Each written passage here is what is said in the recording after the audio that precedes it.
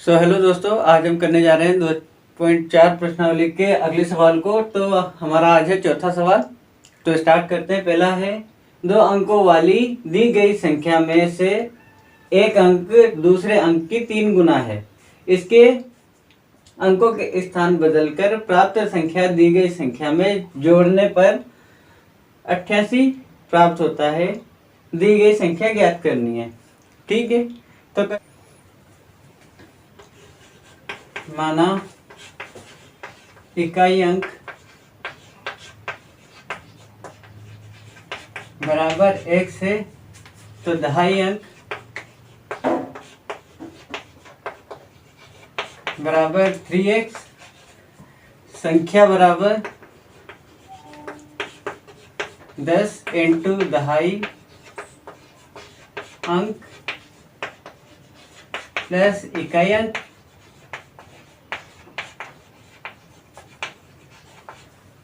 तो 10 into 3x plus x। अब जब इसने जगह बदलने की कही है तो प्रश्नानुसार हम जगह बदल देंगे। तो प्रश्नानुसार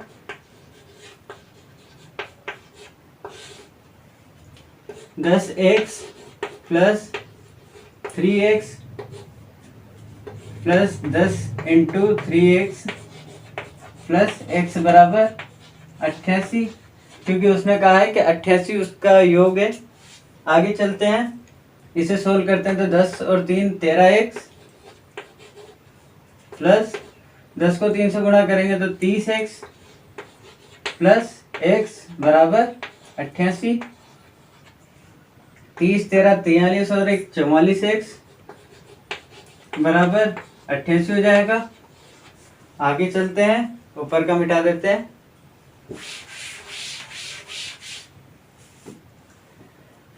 तो x का मान हमें निकालना है। तो x बराबर 88 बटे 44, क्योंकि गुणा में था। 44 से 88 कटेगा 2 बार में, तो x का मान हमारे पास 2 आ जाएगा।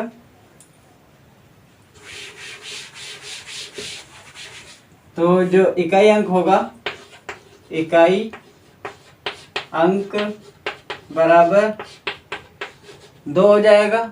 अब हमें निकालना है दहाई अंक। तो दहाई अंक बराबर 3x, तो 3 इंटू 2 बराबर 6 हो जाएगा। अब हमें निकालनी है संख्या। तो संख्या बराबर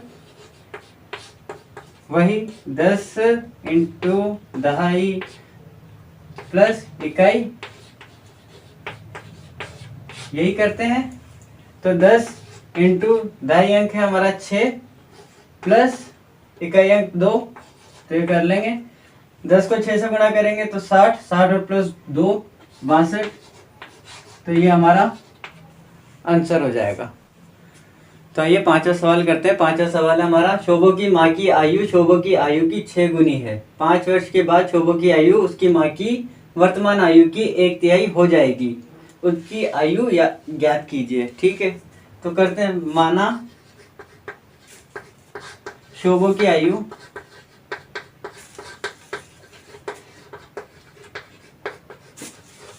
बराबर 1 है, तो माँ की आयु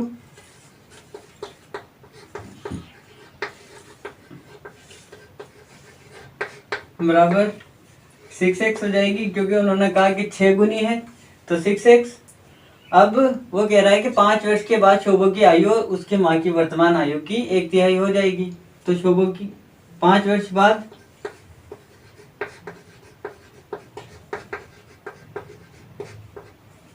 शोभो की आयु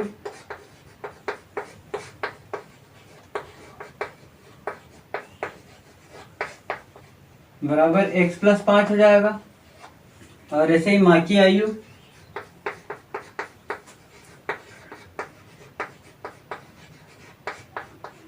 सिक्स एक्स प्लस 5 हो जाएगा। ठीक है, अब प्रश्नानुसार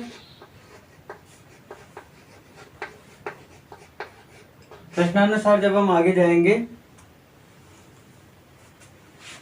तो इसे मिटा लेते हैं पहले।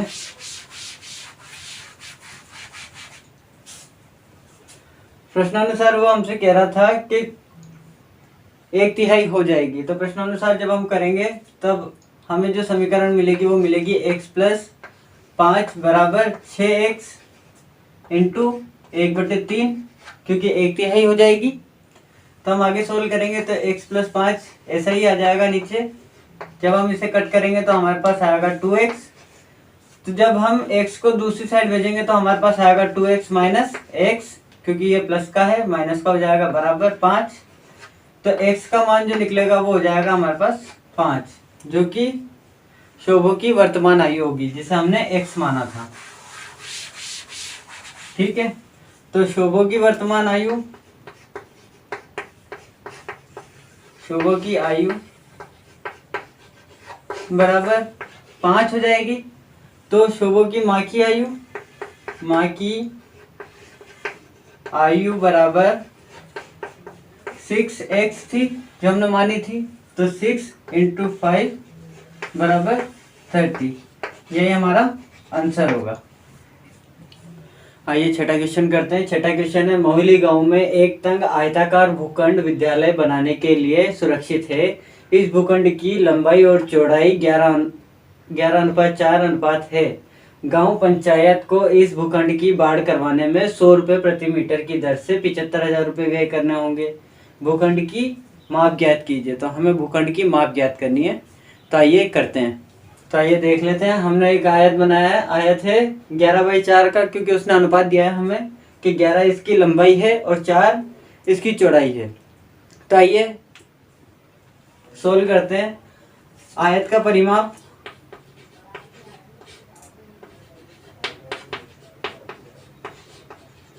हमें ज्ञात करना है। तो आयत के परिमाप का सूत्र होता है 2 इंटू कोष्टक लंबाई प्लस चौड़ाई। तो 2 इंटू लंबाई आ जाएगी हमारी 11x प्लस चौड़ाई आ जाएगी 4x, कोष्टक बंद। तो 2 इंटू ये हो जाएंगे 15x। तो 2 को हम 15 से गुणा करेंगे तो हमारे पास आ जाएगा 30x। ठीक है, तो ये तो हमारे पास आया आयत का परिमाप। अब हमें ज्ञात करना है कि बाढ़ में लगने वाला खर्च कितना है। तो बाढ़ में लगने वाला खर्च बराबर, तो हमारे पास आया एक तो परिमाप, तो परिमाप लेंगे 30x प्लस 100 रुपये पर मीटर लग रहा था, तो प्लस 100 बराबर 75,000 हो जाएगा। ठीक है, इसे मिटा देते हैं। जब हम इसे कट करेंगे तो दो बिंदी कट जाएगी, एक बिंदी से ये एक बिंदी कट जाएगी। हमारे पास आएगा 3x तक। तो x बराबर 75/3, 3 को 75 से कट करेंगे तो आएगा हमारे पास 25। ठीक है, आगे करते हैं। अब हमें इसकी लंबाई और चौड़ाई बतानी है कि इसकी लंबाई और चौड़ाई कितनी होगी। तो हमें अनुपात दिया गया था, तो अनुपात बराबर 11:3:4 था हमारे पास। तो हम निकालेंगे, पहला अनुपात निकालेंगे हम 11 इंटू 25 बराबर 275 मीटर। ठीक है, प्रति मीटर निकाल रहे थे ना, तो यहाँ पे मीटर में निकलेगा। फिर 4 इंटू 25 बराबर 100 मीटर। तो यही हमारा आंसर होगा। हम 7वां सवाल कर रहे हैं। 7वां सवाल है हमारा, हसन स्कूल वर्दी बनाने के लिए 2 प्रकार का कपड़ा इस्तेमाल करता है। इसमें कमीज के कपड़े का भाव 50 रुपये प्रति मीटर तथा पतलून के कपड़े का भाव 90 रुपये प्रति मीटर है। वह कमीज के प्रत्येक 3 मीटर कपड़े के लिए पतलून का 2 मीटर कपड़ा खरीदता है। वह इस कपड़े को क्रमशः 12% तथा 10% लाभ पर बेचकर 36,600 रुपये प्राप्त करता है। उसने पतलूनों के लिए कितना कपड़ा खरीदा। तो हमें पतलूनों का कपड़ा बताना है। तो आइए जल्दी से सोल्व करते हैं। तो करते हैं, कमीज के कपड़े पर वे, ठीक है, तो वो 50 रुपये पर मीटर खरीद रहा था और उसने खरीदा था 3 मीटर कपड़ा। तो यहाँ से हमें मिला 150। अब हमें बताना है कि 12% लाभ पर, क्योंकि उसने कहा कि उसे 2% मिले, एक तो 12% लाभ मिला और एक 10% लाभ मिला। 12% जो लाभ मिला उसे वो था कमीजों पर, जबकि जो 10% लाभ था वो मिला उसे पतलूनों पर। तो 12% लाभ पर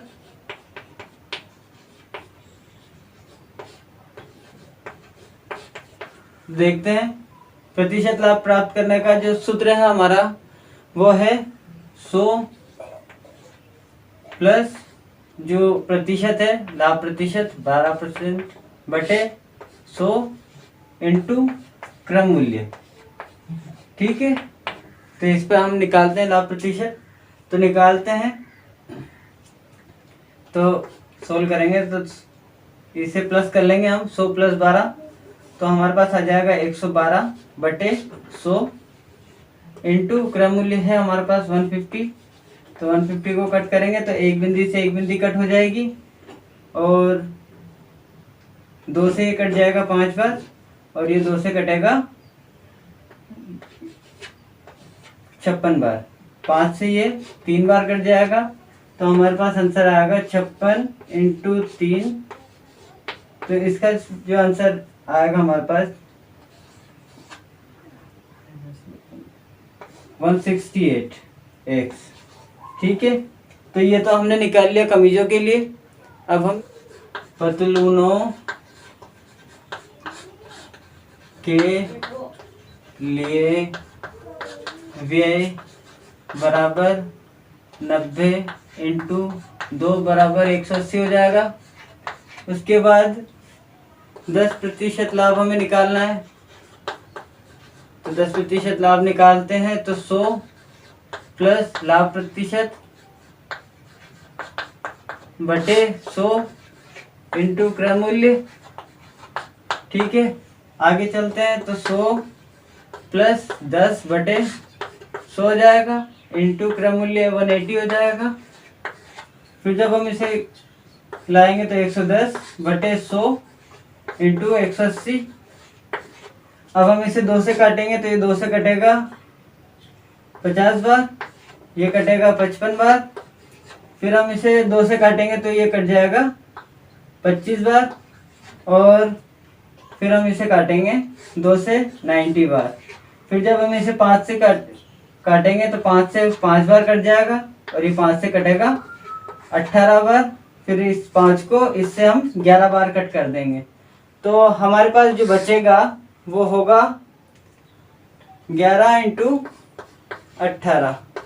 ठीक है, तो ये हमारे पास बचेगा, जिससे कि हमारे पास आंसर आ जाएगा 198x। ठीक है, तो आगे सोल्व करते हैं हम इसे। हमारे पास 198x आ चुका है। अब उसने कहा कि वो 36,600 रुपये कमा लेता है, उससे पा लेता है। तो प्रश्नानुसार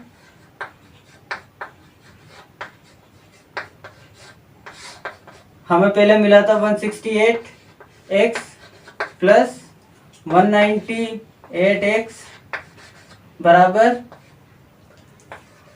36,600। ठीक है ना, इसे मिटा देते हैं। तो अब जब हम इन दोनों को प्लस करेंगे तो हमारे पास आएगा